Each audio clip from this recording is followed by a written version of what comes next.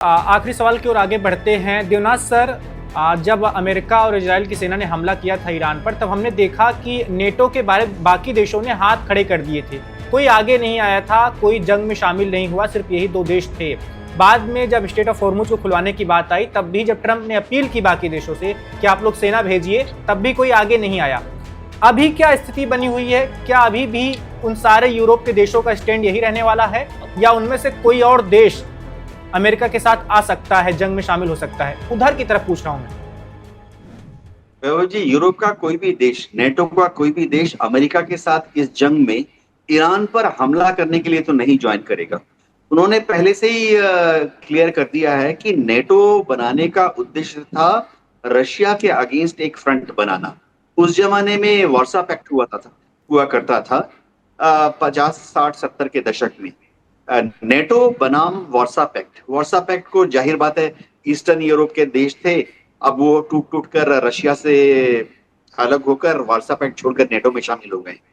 दूसरी चीज, नेटो का जो चार्टर 3 और 4 बहुत क्लियर है कि हमला नेटो पर होना चाहिए, तभी सब लोग मिलकर युद्ध लड़ेंगे।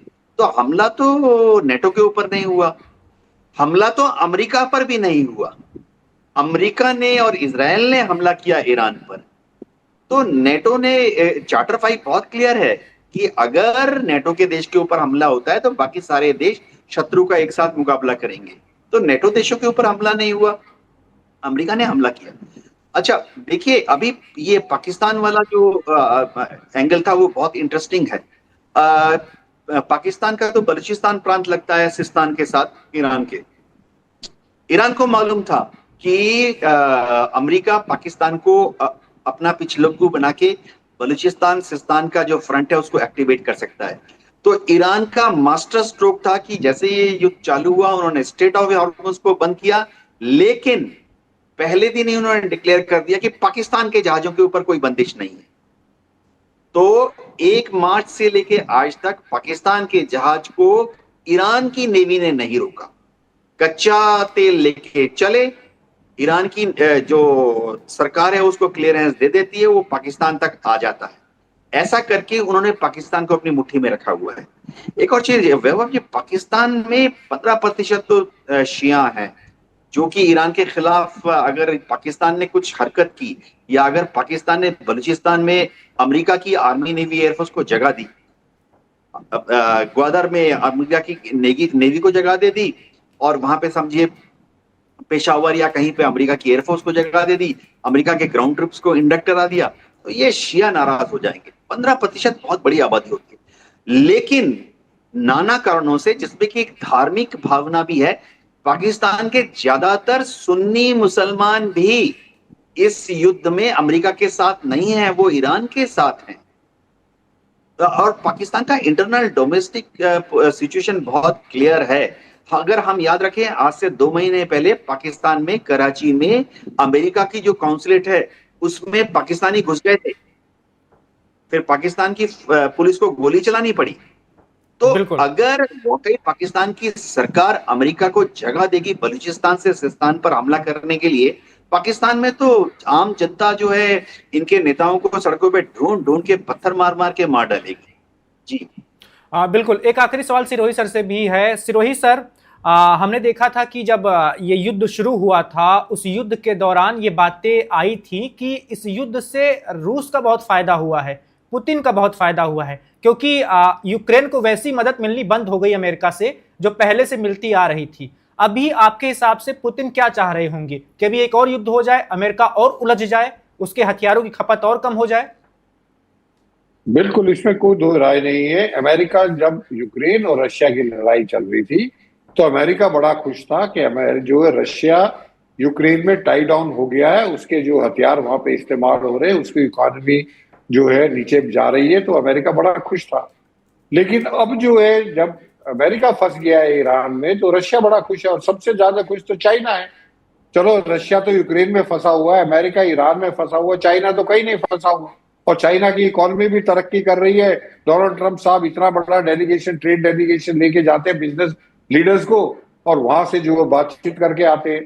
तो मेरा ये मानना है कि रशिया, इसलिए आप देखिए कि रशिया और चाइना नहीं चाहते हैं कि अमेरिका यहाँ से निकले, और इसलिए जितनी शर्तें अमेरिका भेजता है वो सारी शर्तें जो है ईरान जो है चाइना के साथ वेटिंग करता है, चाइना फिर उनको एडवाइस करता है। उसके बाद ये जो ईरान जो है मना कर देता है कि भाई ये नहीं मानेंगे, ये कोई अकेला ईरान नहीं है, ईरान भी चाइना की शय पे मना करता है, और चाइना चाहता है कि ईरान ये अमेरिका ईरान में फंसा रहे, क्योंकि उसको फिर जो है ताइवान में क्लियर रन मिल जाएगा। अल्टीमेटली तो चाइना ईरान को लेगा ही लेगा, इसमें कोई दो राय नहीं है, चाहे वो 1 साल में ले चाहे 2 साल में ले, और वो चाहेगा कि अमेरिका वहां पे फंसा रहे, क्योंकि जिस तरीके से इन्होंने जो है अपना जो है ये भेजा है जो पूरा का पूरा बेड़ा साउथ चाइना सी से और पैसिफिक ओशन से उस, और जो है साउथ कोरिया से और जापान से जो इन्होंने पेट्रियट मिसाइल जो थार्ड मिसाइल वगैरह जो बनाई है उनको पूरा करने रिप्लेनिश करने के लिए, वो तो चाइना के लिए फायदा है। तो आप देखिए जब से ये ईरान और अमेरिका की लड़ाई हुई है, आप देखिए साउथ चाइना सी में फिलीपीन से कोई झगड़ा नहीं है, वियतनाम से कोई झगड़ा नहीं है, किसी से कोई झगड़ा, वहां पे शांति है। और वो शांति इसलिए क्योंकि अमेरिका फंसा हुआ है और चाइना जब चाहे जो हमला कर सकता है। तो इसलिए चाइना और रशिया बड़े खुश हैं और वो चाहते हैं अमेरिका जो है यहाँ पे फंसा रहे। और डोनाल्ड ट्रंप साहब को भी पता है कि मैं फंस चुका हूँ, लेकिन उनको जो है निकलने का कोई रास्ता नहीं मिल रहा। वो जैसे महाभारत में चक्रव्यूह था, अभिमन्यु चक्रव्यूह में घुस तो गया था लेकिन उसको निकलने का नहीं पता था, तो डोनाल्ड ट्रंप साहब भी चक्रव्यूह में फंस गए हैं, उनको निकलने का नहीं पता लग रहा। जी बिल्कुल। देवनाथ सर, रूस वाले सवाल पर आप भी कुछ कहना चाहेंगे? देखिए, जहां तक रूस की बात है, जाहिर बात है रूस यूक्रेन के युद्ध में उलझा हुआ है, तो इसलिए सीधा बड़ी तादाद में ईरान के समर्थन में डिप्लोमेटिकली कूटनीतिक पॉइंट ऑफ व्यू से या अस्त्र शस्त्र लेके नहीं आ पा रहा है।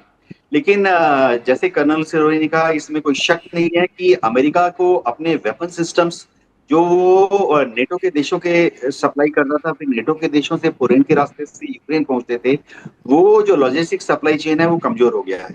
सारे वेपन सिस्टम्स जो हैं अब इजराइल की तरफ डाइवर्ट हो रहे हैं। क्यों? क्योंकि इजराइल की एयरफोर्स उन्हीं वेपन सिस्टम्स को फिट करके ईरान पर या हिजबुल्लाह के ऊपर रोज बम गिरा रही है।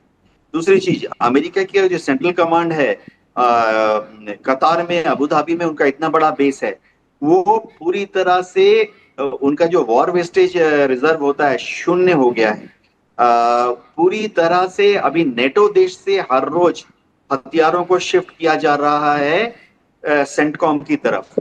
इसी तरह से उनका जो पैसिफिक कमांड है, 7th फ्लीट, गुआम, जापान का ओकिनावा, दक्षिण कोरिया का बुसान, फिलीपींस में 4 जो मिलिट्री बेस है अमेरिका के मिलिट्री एयरफोर्स बेस है, सब खाली हो गए हैं।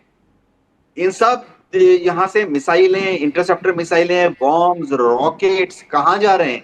सब भर भर के जहाजों या हवाई जहाजों में भरकर सेंट्रल कमांड के लिए भेजा जा रहा है पर्शियन गल्फ कंट्रीज में। तो रूस जो है उसको बहुत बड़ा फायदा हो रहा है इस युद्ध से। जी। Subscribe to One India and never miss an update. Download the One India app now.